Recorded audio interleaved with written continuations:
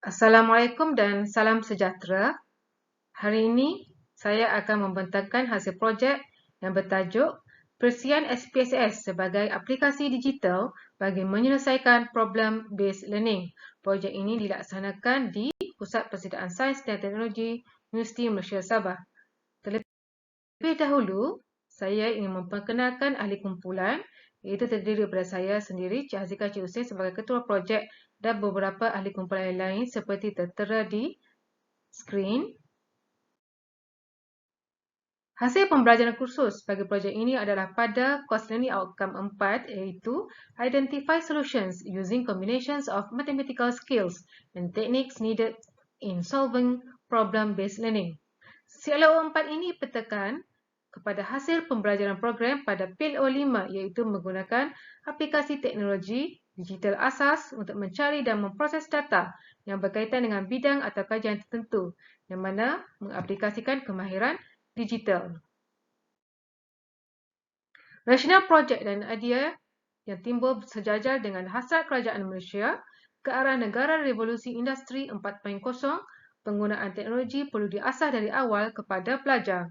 Dengan pendedahan awal, penggunaan Persian SPSS ini diharap di peringkat prasiswaza, pelajar dapat mempraktikkan apa yang dipelajari untuk menyiapkan tugasan menggunakan aplikasi digital terutamanya SPSS. Dengan projek ini menyediakan pelajar agar mempunyai asas dan kecekapan yang relevan dalam sains matematik dan statistik.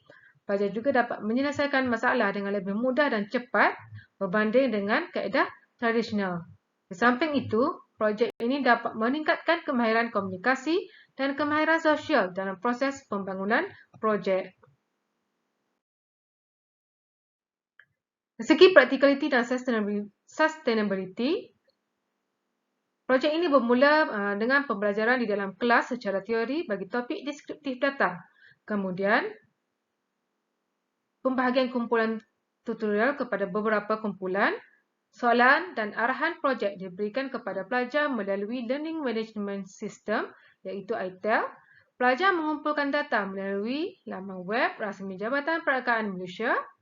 Pembelajaran Persian SPSS yang disampaikan oleh pensyarah melalui synchronous ataupun asynchronous, analisis data menggunakan Persian SPSS, dan di akhir projek, pelajar perlu menghantar laporan mengikut kumpulan. Pelajar-pelajar akan dibahagikan kepada beberapa kumpulan kecil daripada 4 hingga 5 orang.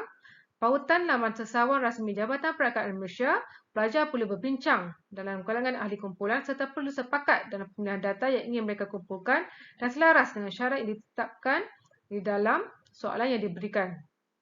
Proses mendapatkan data, mengumpulkan data dan mengelaskan data sebelum dianalisis merupakan benda baharu yang dipelajari oleh para pelajar. Dengan menggunakan data yang ada, pelajar perlu mempelajari asas cara penggunaan Persian SPSS bagi memudahkan proses menganalisis data.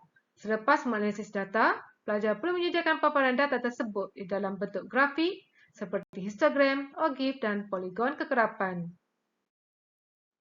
Impak projek ini bagi pentafsiran tradisional, yang mana penilaian summatif atau lebih kepada peperiksaan akhir, yang mana markah pelajar adalah berdasarkan kertas jawapan semata-mata, yang mana perlu menyelesaikan masalah dan pembelajaran yang pasif dan bersifat individu. Malah, untuk pentaksiran alternatif ini, penilaian ini adalah secara formatif dan mempunyai balas pelajar dan pengajar secara berterusan. Penilaian ini berdasarkan pembelajaran aktif pelajar yang menitik beratkan isi kandungan, kemahiran insaniah dalam kumpulan pelajar. Projek ini juga mempunyai pelbagai cara dan medium bagi menyelesaikan masalah. Pelajar juga didedahkan kepada dunia sebenar dengan menggunakan data daripada Jabatan Perangkaan Malaysia.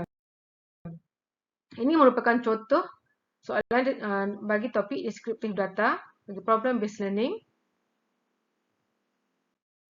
Ini juga contoh bagi table 4 yang mana CLO 4 dipetakan kepada CLO 5 bagi menilai digital skills.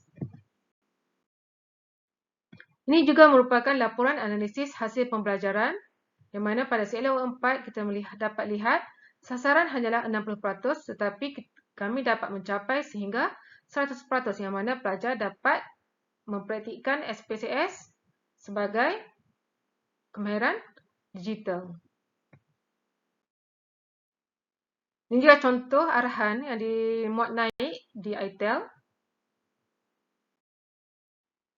Kami juga memuat naik cara penerangan menyelesaikan masalah PBL menggunakan SPSS secara asinkronus atau sinkronus. Bagi penilaian, bagi projek ini merupakan 20% keseluruhan. Bagi digital skill adalah 30% dan final report adalah 70%.